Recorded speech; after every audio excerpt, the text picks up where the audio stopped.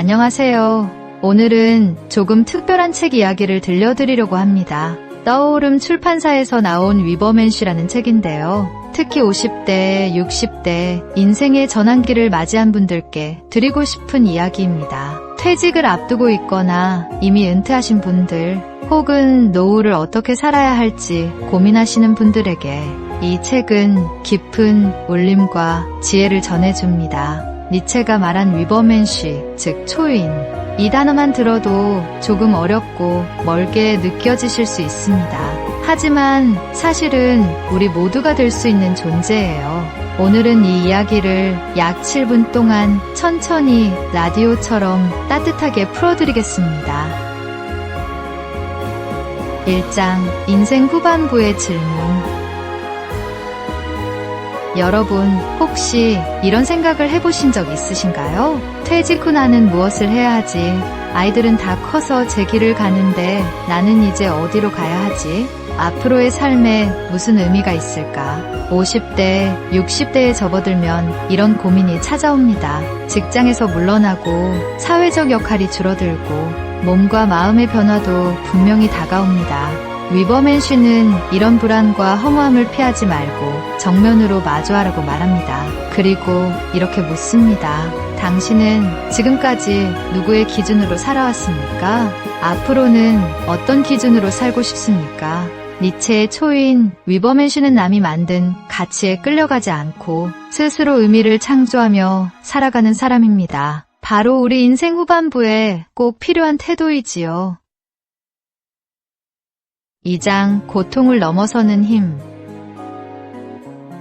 삶에는 언제나 고통이 있습니다. 젊었을 때는 일 때문에, 자녀 때문에, 부모님 때문에, 그리고 나이가 들면 건강이나 외로움, 은퇴 후의 불안이 찾아옵니다.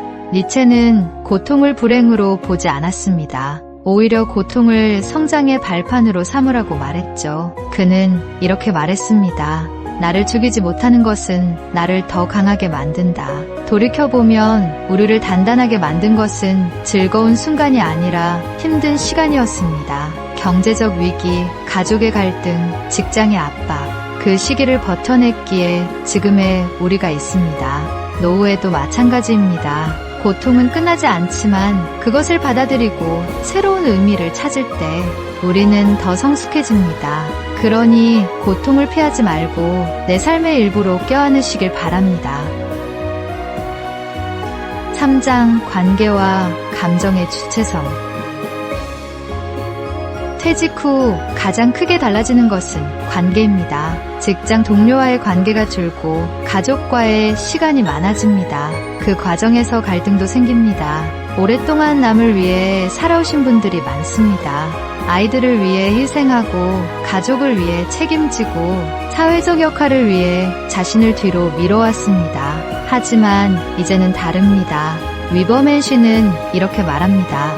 당신의 감정은 당신의 것입니다. 남이 대신 책임져주지 않습니다. 이제는 내 마음을 먼저 존중해야 합니다. 남의 시선보다 나의 행복이 더 중요합니다. 그럴 때 비로소 관계도 건강해집니다. 배우자와는 서로 간섭하기보다 존중을, 자녀와는 지나친 기대보다 응원을, 친구와는 비교가 아니라 진심을 나누는 것. 이것이 은퇴 후 관계를 지혜롭게 풀어가는 길입니다.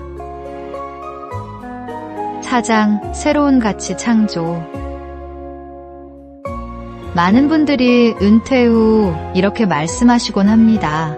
이제 나는 필요 없는 사람이 된 건 아닐까. 하지만 니체는 말합니다. 바로 그 순간 새로운 가치를 만들 수 있다고. 여러분, 새로운 가치는 거창할 필요가 없습니다.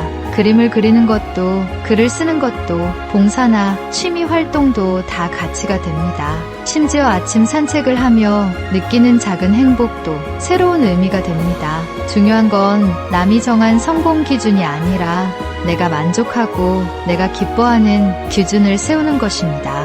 그것이 바로 위버맨쉬, 초인으로 사는 방법입니다. 5장, 삶의 전환기에 주는 교훈. 자, 이제 이 책이 우리에게 주는 교훈을 4가지로 정리해 보겠습니다. 첫째, 은퇴는 끝이 아니라 새로운 시작입니다. 지금까지의 삶이 전반전이었다면 이제는 후반전입니다. 전반전에서 얻은 경험을 바탕으로 새로운 경기를 시작할 수 있습니다. 둘째, 외부의 시선보다 나 자신을 존중해야 합니다. 지위와 직함이 사라져도 내가 사라지는 건 아닙니다. 나를 존중할 때 비로소 자유가 열립니다. 셋째, 관계를 다시 짜야 합니다. 서로 간섭하기보다 자율성을 존중하는 관계, 서로 기대기보다 함께 성장하는 관계, 이제는 그런 관계가 필요합니다. 넷째, 작은 도전 속에서 새로운 의미를 찾으세요. 글 한 줄 쓰기, 새로운 운동 배우기, 봉사 한번 참여하기, 동네 모임 나가기, 작은 시도들이 모여 노후의 삶을 풍요롭게 합니다.